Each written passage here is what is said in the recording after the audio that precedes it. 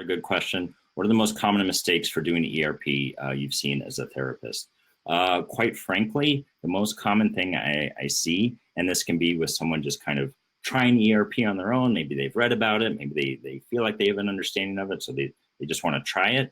Or I've seen this happen with other professionals who really are not specifically trained in ERP. They haven't been using it for a long time. The most common mistake in those cases is that people try to do too much too fast. And I am all for challenging your fears and facing your fears. I see positive results from it all the time. But again, when it comes to ERP, it's very important that it is done in a systematic, structured way. So if you're trying ERP and you can recognize something causes a decent amount of anxiety for you, let's say anxiety exists on the scale from 1 to 10, 1 being low, 10 being high, and you can kind of acknowledge, oh, this trigger, whenever I experience this obsession, my anxiety is usually around a 9. I'm just going to dive in and try an exposure with that right now.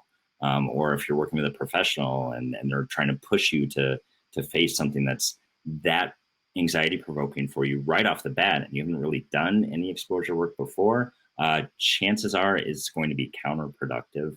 It can create a phenomenon we call flooding, where the person, that they've been willing to try and face their fear, but again, just basically taken on too much too soon without working up to it. They feel overwhelmed. And unfortunately, that leads to a lot of people feeling like they're kind of put off by the process and they don't want to try it again, which is very, very unfortunate because as I think I've tried to make crystal clear, ERP is a very effective mode of treatment when it's done with the proper guidance and understanding.